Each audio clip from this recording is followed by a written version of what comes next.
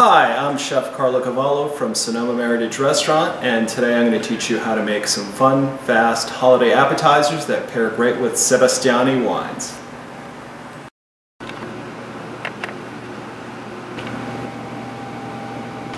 So the appetizers we're going to make are going to be a Dungeness crab salad quenelle, a sea scallop ceviche, a smoked salmon and mascarpone cheese rosette, some pancetta wrapped in Dijon mustard tiger prawns.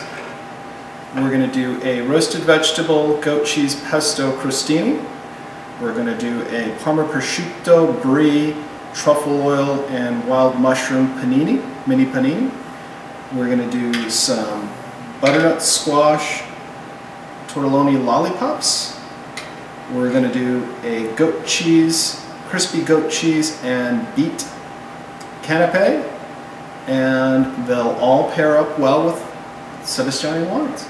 This appetizer is pancetta wrapped prawns, and the three ingredients you need are some shelled tiger prawns, generally 16 to 20 size, some pancetta, and some Dijon mustard. Okay, so what you want to do is you want to take some Dijon mustard and spread it all over the prawn on both sides. You're going to take one slice of pancetta, and you want to make sure that's nice and thin, and you wrap it around the prawn. And once you have them all your prawns wrapped, you simply put it in a 400-degree oven for about 10 minutes, and they're ready to go straight out of the oven.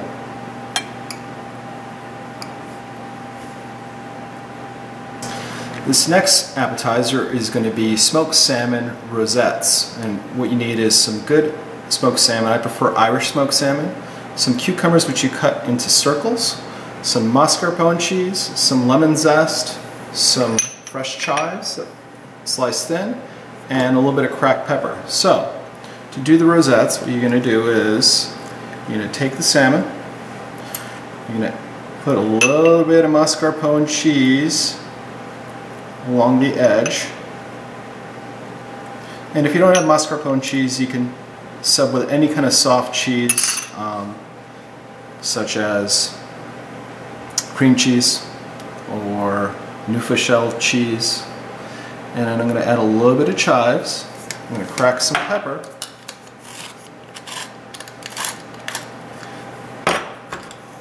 and then I'm going to roll it so that it looks like a little rose using my fingers. And then I'm going to place it, my fingers, right on top of a cucumber. So we're going to do a scallop ceviche. So you want to get some nice U10 or 10-20 size scallops. You want to cut them into circles. Each scallop you can probably cut into 2 to 3 pieces of circle. You're going to lay it back out on your plate, and then you're going to want to add some lemon juice, and I usually like fresh squeezed, some salt, some pepper, and you might like to add some orange juice if you want. You can add some coconut milk. It's really up to you, but you definitely have to do lemon juice. You can do lime juice, and you want to let it marinate in the juice for at least 2 to 4 hours, and turn them once in your refrigerator. After they've been marinating for about 4 hours, to assemble them, I usually like to put them on cucumbers, and I'll take a little bit of guacamole. You can use homemade or store-bought, and put your scallop on top of the cucumber.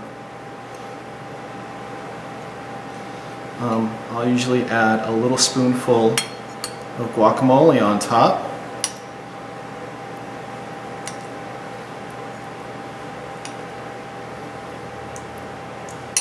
And then for garnish, I usually like to put a little bit of chopped red pepper and chopped red onion.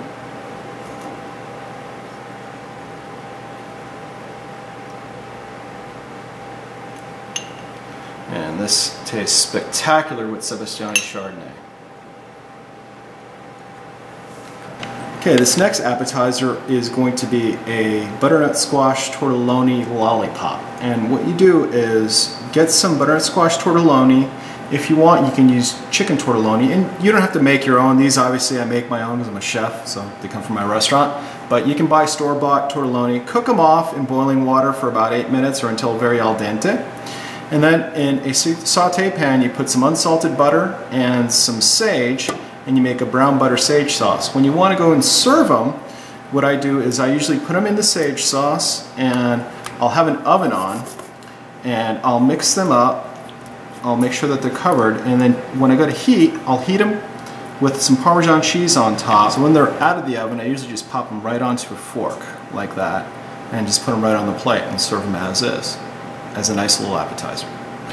Okay, this next appetizer is going to be a Dungeness crab salad, and you start out with some nice fresh Dungeness crab meat. You add about half a lemon zest. I'm going to add some scallions.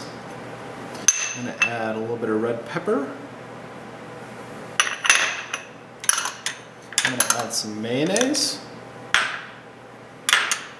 And I'm going to add juice of the lemon. Then I'm going to put a little bit of cracked pepper on.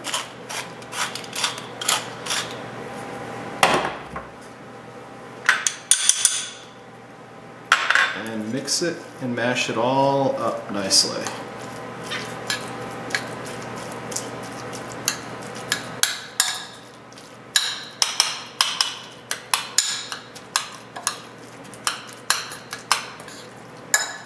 Once it's thoroughly mixed up, you're going to make a quenelle. Now, a quenelle looks like a sphere, and you use two spoons to do it. So I'm going to put these quenelles on pieces of lemon. And take one spoon and spoon in your other hand, and you just kind of force it so that you get a nice little kind of sphere out of it, almost cigar shaped.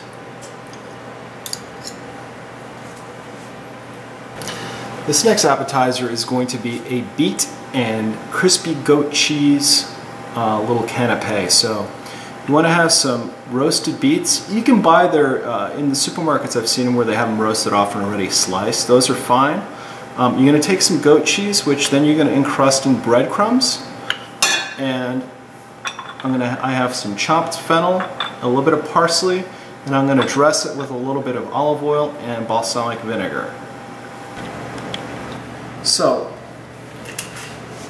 you can do this in a saute pan. I'm doing it on a flat skillet.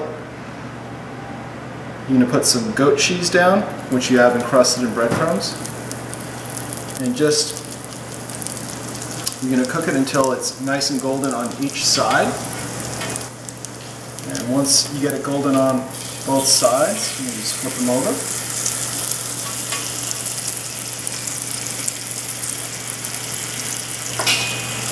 Okay, so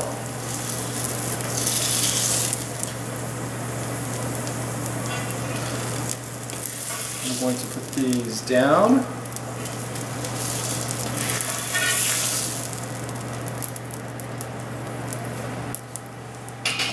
And here I have my fennel, parsley, and balsamic salad. A little topping on it.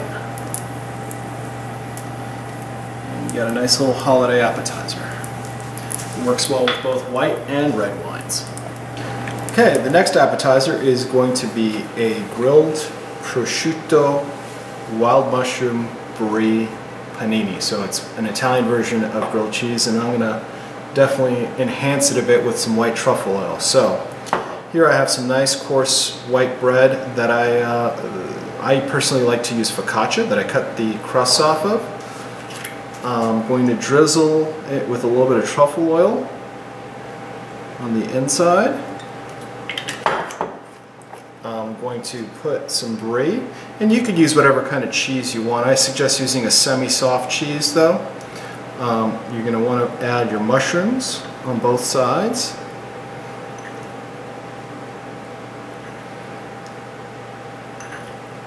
And I use sauteed shiitakes, but you can use any kind of mushroom that you like. And then I'm going to start adding prosciutto.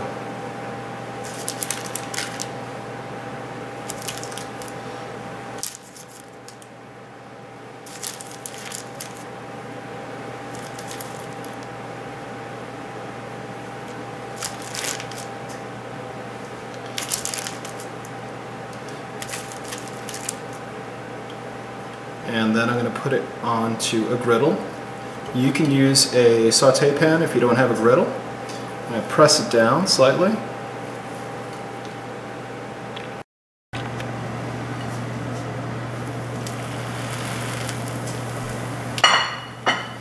So what you want to do on the griddle is you want to cook it, and while cooking it I usually like to press it a little bit, as you want to get it golden on both sides and have the cheese start melting. So you're probably going to want to be cooking it about 2 to 3 minutes on each side.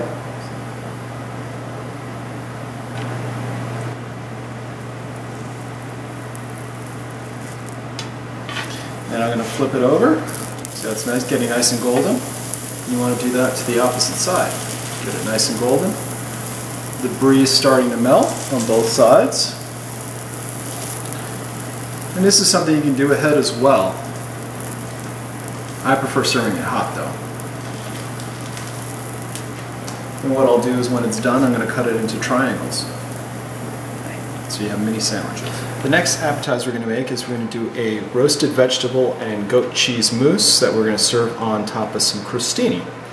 So, and you can use any combination of vegetables you like. You want to roast them off till they're nice and soft. In this saute pan I have some eggplant, some red bell peppers, some zucchini.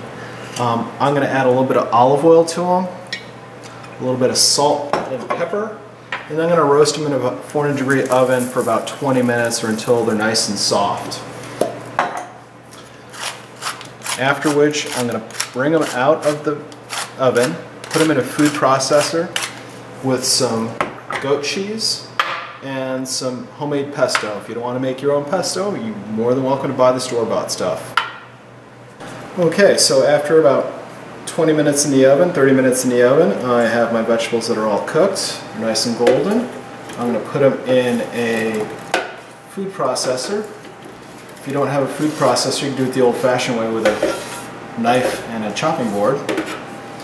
I'm going to add some local Redwood Hill goat cheese, and I'm going to add some homemade pesto. And then I am going to do a nice little puree.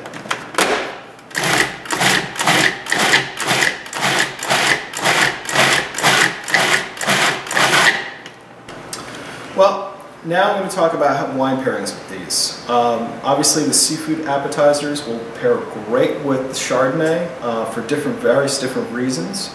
The Dungeness crab's got some nice lemon citrus notes, as well as the sea scallops. The smoked salmon will pick up some of the oak that you find in the Chardonnay, as well as the mascarpone cheese has got a buttery quality to it.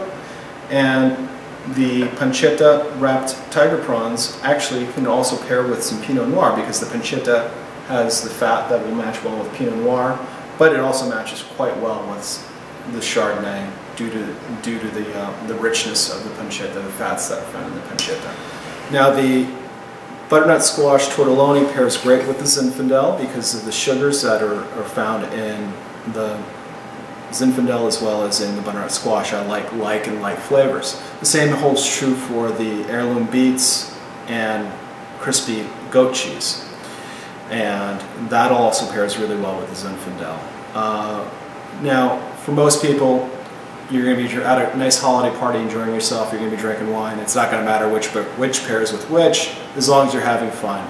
If you have any questions about these recipes, or if you want more information, please visit my website at sonomameritage.com and email me, and we'll gladly get you some recipe packets for all these. Thank you for watching.